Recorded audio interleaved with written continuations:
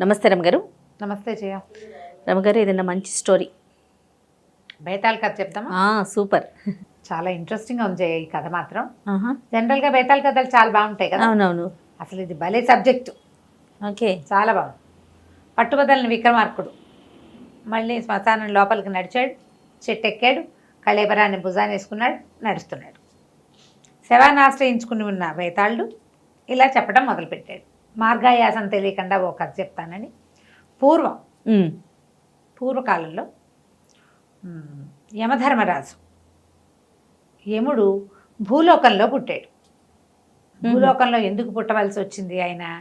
మాండవ్యుడు అనే మహాముని ఒక చోట తపస్సు చేసుకుంటూ ఉంటే ఆయన పక్క నుంచి కొంతమంది దొంగలు పరిగెత్తి పారిపోయారు. ఓకే, ఆయన చూడలేదు. అయితే వాళ్ళు వెళ్ళిపోతుంటే వాళ్ళ చేతుల్లో నుంచి డబ్బు మూట కొంత ఈయనున్న ప్రాంతంలో పడింది. ఈయన్ని కూడా దొంగగానే భావించి రాజభటులు ఆయన్ని పట్టుకుపోయారు. రాజుగారు దొరికిన దొంగలందరికీ కొరత విధించాడు. ఆ దొంగల్లో ఈ మాండవ్య మహాముని కూడా ఉన్నాడు. మాండవ్యుడిని కూడా కొరతేశారు. కొరతేస్తే కొరత వేయటం చాలా భయంకరమైన శిక్ష. ఇట్లా పొడుగాటి శూలం ఉండి శూలంలోకి ఇలా దింపేస్తారు పైనుంచి మనిషి లోపలికి. నిదానంగా కిందకి వెళ్తూ ఒక రోజున్నర పడుతుంది ప్రాణం పూర్తిగా అవడానికి. అపరిమితమైన నరక బాధను అనుభవిస్తారు.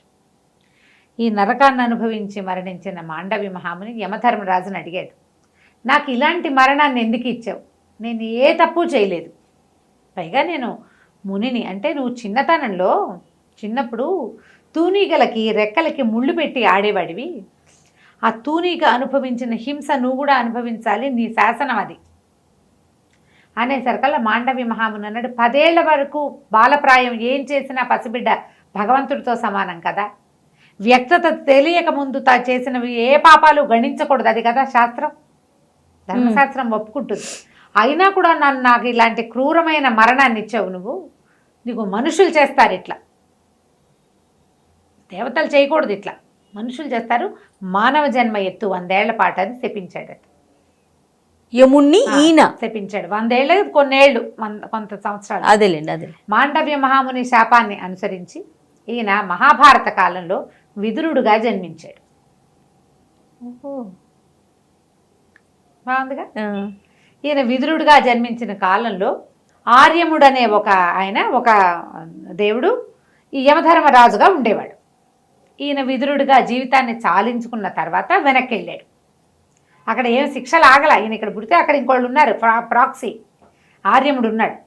అయితే ఆర్యముడు ఏం చెప్పాడంటే పదవి నుంచి మళ్ళీ వెళ్ళిపోతాంటే ఈయన లేనంతకాలం ఆయన పనిచేసి వెళ్ళిపోతూ, ఎంతమంది పాపులకో శిక్షను వేశానన్నా, కానీ ప్రతివాడు మా ఆవిడ వల్ల తప్పు చేశా, ఆ అమ్మాయి వల్ల తప్పు చేశా, ఈ స్త్రీ వల్లే ఈ పాపం చేశానని చెప్తున్నారు. స్త్రీలే కారణంగా కనపడుతున్నారు మానవుల పాపాలకి అని చెప్పాడు. ఈ అమ్మాయి వల్లే నేను చేశాను అని చెప్తున్నారు. అయితే ఈయన ఆర్యముడు వెళ్ళిపోయాక యమధర్మరాజు మళ్ళీ తన సీట్లో కుదురుకున్నాక రోజు కనీసం ఒక 6-7 సార్లైనా స్త్రీల వల్ల అన్నమాట, ఇలాంటి తప్పు చేసావు నీకు శిక్ష అనగానే ఆ పాపి గోల్మని ఏడుస్తూ, ఆ దొంగమొహం వల్లే వచ్చింది, మా ఆవిడ వల్లే వచ్చింది, ఆ అమ్మాయి వల్లే వచ్చింది, ఆ అమ్మాయి నన్ను తప్పుదో పట్టించింది, ఇలా ఏదో తిడుతూ ఆడవారిని తిడుతూ ఏడుస్తూ వెళ్ళబోసుకునేవాళ్ళు. ఈయన వినగా ఇదేమిటి స్త్రీల వల్ల అని చెప్తున్నారు ప్రతి వాళ్ళు. నిజంగా స్త్రీలు ఇలాంటి స్త్రీల వల్లే ఇది జరుగుతుందా?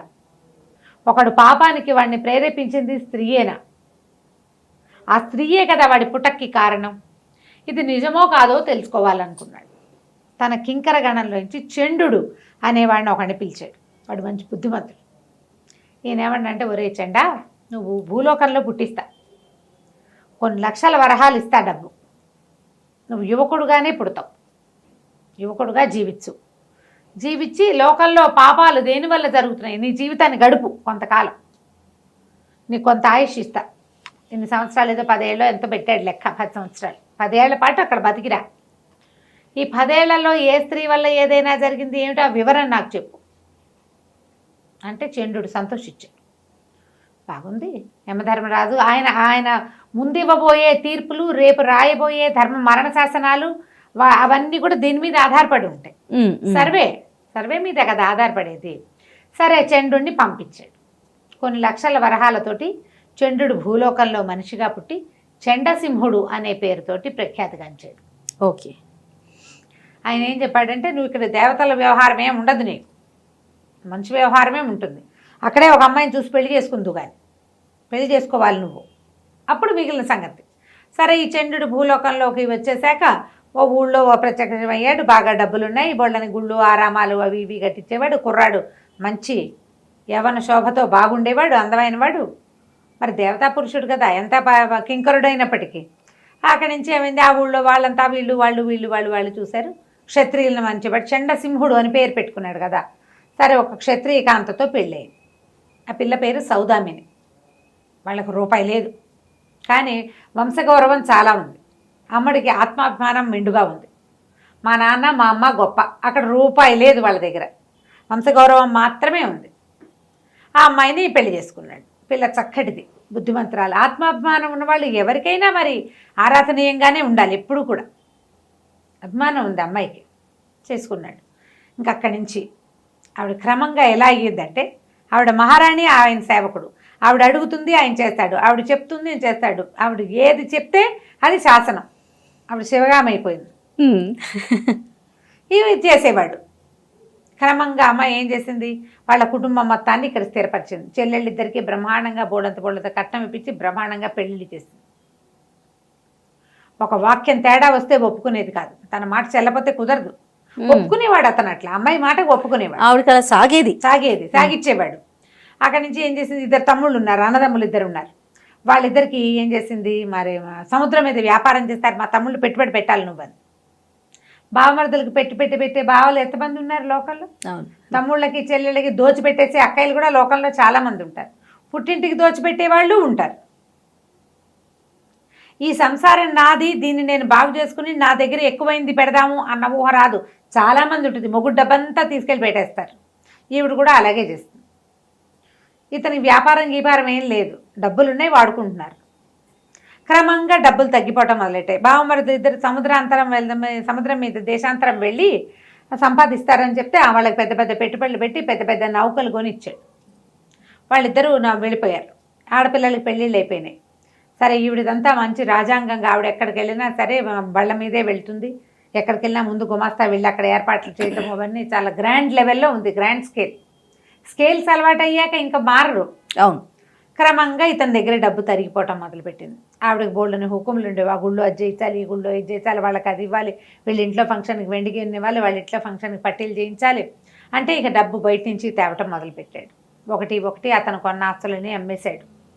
అయినా సరే ఆవిడ మాటకి తేడా వచ్చేదే కాదు, ఆవిడ ఒప్పుకునేది కాదు, చీల్చి చెండాడేసేది ఏదైనా తేడా వస్తే. డబ్బులంతా తగ్గిపోతుంటే ఇతను ఏమనుకున్నాడు, పోనీలే మరి బావమరుదులకి పెట్టుబడులు పెట్టి పంపించాం, వాళ్ళు సంపాదించుకు తెచ్చుకుంటారంటే. వాళ్ళు వన్ ఫైన్ డే తిరిగి వచ్చారు. వ్యాపారంలో అనుభవం లేని వాళ్ళు, వ్యాపారం చేయించాలని పెట్టింది కానీ బికార్లు అయి తిరిగి వచ్చారు. మళ్ళీ వాళ్ళు కూడా వీళ్ళ మీదే పడ్డారు. చూశాడు చండసింహుడు. దాదాపుగా 9 సంవత్సరాలు దాటిపోయింది. ఇతనికి 10 ఏళ్ళు ఇతని టైం. ఈ 10 ఏళ్లలో ఎంత భార్యాదాసుడైపోయాడో. అప్పులు తెచ్చి పెట్టాల్సి వచ్చేది. తన దగ్గర డబ్బులు లేవని ఆవిడకి తెలుసు, అయినా కూడా ఊరుకునేది. అయినా ఆవిడ ఒప్పుకునేది కాదు. తను ఏమనుకుందో అది చేయాల్సింది. ఎక్కడో చోట నుంచి తెచ్చిపెట్టేవాడు. తెలిసినా ఆవిడ హోషుకి తగ్గేది కాదు. ఏదైనా తేడా వస్తే మా వంశగౌరవం అంటుండేది. బాగుంది. ఇలా నడిచింది. 10 సంవత్సరాలు పూర్తయ్యాయి. చంద్రుడు చాలా క్షీణ దశకు వచ్చేసి దేవుడు నన్ను తీసుకెళ్ళిపో అనే స్టేజ్కి వచ్చేసాడు. ఎక్కడికైనా సందులోకి వెళ్తే అప్పులు వాళ్ళు వెంబడపడేవాళ్ళు. ఆస్తులు గీస్తులు అన్నీ పోయినాయి. భార్య గారి రాజ్యాంగానికి ఏ లోటు లేదు. ఈయన మాత్రం కట్టుగుడ్డలతోటి మిగిలాడు. మొత్తానికి స్వర్గానికి నరకానికి చేరుకున్నాడు. యమధర్మరాజు దగ్గరికి వెళ్ళి దుఃఖించాడు. చాలా, నా జీవితం దుఃఖభాజనంగా ఉంది, నా భార్యతో పళ్ళైపోతున్నాను, అది పోతున్నాను, ఇది పోతున్నాను అంటే అప్పుడు యమధర్మరాజు జరిగిందంతా తెలుసుకుని చండుని పక్కకి చేర్చుకున్నాడు. ఆ అమ్మాయిది ఏం తప్పలేదు, తప్పంతా నీదే అని చెప్పాడు. ఇక్కడ దాకా చెప్పాడు భేతాళుడు. ఈ కథంతా విన్న యమధర్మరాజు ఇందులో స్త్రీల తప్పు ఏమీ ఉండదు, తప్పంతా పురుషుడిదేనని ఎట్లా నిర్ధారించాడు. పాపులు ఎవరైనా చెబితే అప్పటి నుంచి ఆయన ఒప్పుకునేవాడు కాదట. ఇది స్వయంకృత అపరాధం, వాళ్ళ పేరు ఎందుకు చెప్తావు అనేవాడు. ఇలా ఎందుకు అన్నాడు అని చెప్పి రాజుగారిని అడిగాడు భేతాళుడు. రాజుగారికి వెంటనే తెలిసింది, వెంటనే అర్థమైంది. రాజు ఏమన్నాడంటే, స్వయంకృతం కాక ఇంకేముంది? అదే కదా. ఒక అమ్మాయి, ఒక స్త్రీ నాకు అదేదో కావాలంది, మగవాడు ఏం చెయ్యాలి? మన దగ్గర ఇది ఉంది, ఇది లేదు, ఇంత ఉంది, ఇంత లేదు, నేను ఇదే చేయగలను అనేది చెప్పాలి. అంతేగా. శక్తియుక్తులు తెలియచేయాలి. నేను ఇంత చేయగలను, నేను ఇది చేయలేను అని మొదటి రోజునే మానేయాలి తప్ప మొదట ఉందని పోసేయకూడదు. మొండి చేతుల వాళ్ళకి అటుకులు తింటారు నేర్పిస్తే ఎవరైనా అలాగే ప్రవర్తిస్తారు. ఇప్పుడు ఆవిడ ఈయన దగ్గర డబ్బులు లేవు, ఆవిడ అడిగింది, ఆయన అప్పు తేవటం ఎందుకు, ఈ నెలలో డబ్బులు లేవు, వచ్చే నెల చేస్తానని ఎందుకు చెప్పలేకపోయాడు? ఆవిడ అరిచి పోట్లాడుతుంది. అంతేగా, అంతకంటే ఏమవుతుంది? అంతకంటే ఏమవ్వదు. ఆమెను డిస్ప్లేస్ చేయడం ఇష్టం లేకపోవటం అనేది ఈయన దానికి వ్యామోహం. ఆయన పిచ్చి, ఇతను పిచ్చి, భార్య వ్యామోహం, వీక్నెస్ అంతే. భార్యల్ని కాదని లేకపోవటం, వాళ్ళ నసకి, వాళ్ళ గోలకి ఒప్పుకోవటం. ఒక చెంపకాయ కొట్టమని చెప్పరు ఎవరు. విక్రమార్కుడు కూడా చెప్పలే. మామూలుగా మనం ఏం చెప్తాం, 2 పీకండి వాళ్ళే వింటారు అని చెప్తారు. కానీ ఆయన అట్లా చెప్పలే. నో అండని నేర్పించాలి. నో తీసుకోవడం నేర్పించుకోవాలి. ఎవరికైనా సరే నువ్వు అలవాటు చేస్తే అలవాటే అవుతుంది. నీ దగ్గర శక్తి లేనప్పుడైనా తెలియచేయలేదు. మీ చెల్లెళ్ళ పెళ్ళిళ్ళు నేను చేయటం ఏమిటి అని అడగల. మీ తండ్రిది కదా బాధ్యత, సహాయం చేస్తా, పెళ్ళి నేను చేయను అని చెప్పాలి. అది కూడా చేయలే. అక్కడి నుంచి మొదలుపెట్టి అతను చేసినవన్నీ తప్పులే. ప్రతి వాళ్ళు కూడా ఇలాగే తప్పులు తమ చేసి వాళ్ళు అడిగారు, నువ్వు చెప్పాలి. వాళ్ళు అడుగుతారు, ఎవరో ఒకళ్ళు అడుగుతూనే ఉంటారు. ఉంది కదా నీ చేతిలో ఆ 100 ఇచ్చేసేయి అంటారు. ఈ 100 ఇస్తే నాకు మిగిలిన వాటికి ఉండవు, నేను 50 ఇస్తాను, 10 ఇస్తాను, 2 ఇస్తాను చెప్పాలి. చెప్పకపోతే అంతే కదా. వాళ్ళకి అలవాటు చేయకపోవటం వల్ల ఇలా జరుగుతుంది తప్ప స్త్రీలని ఎప్పుడూ తప్పట్టకూడదు. వాళ్ళకి నేర్పడం పురుషులదే తప్పు అని చెప్పాడు. చెప్పంగానే పేతాళ్ళకి నవ్వొచ్చింది. యమధర్మరాజు అంత తీర్పరివి నువ్వు, కానీ నువ్వు మౌనభంగం చేసావు కదా, మాట్లాడేసావు, మళ్ళీ కలుద్దాం అని చెప్పేసి పరిగెత్తుకుంటూ 7తో సహా వెళ్ళిపోయాడు. మళ్ళీ విక్రమార్కుడు ఏం చేశాడు, అక్కడి నుంచి వెనక్కి రావడం మొదలుపెట్టాడు. కథ కంచికి మనం ఇంటి. సూపర్, నిజంగా చాలా బాగుందండి. నమస్తే రమ్మగారు.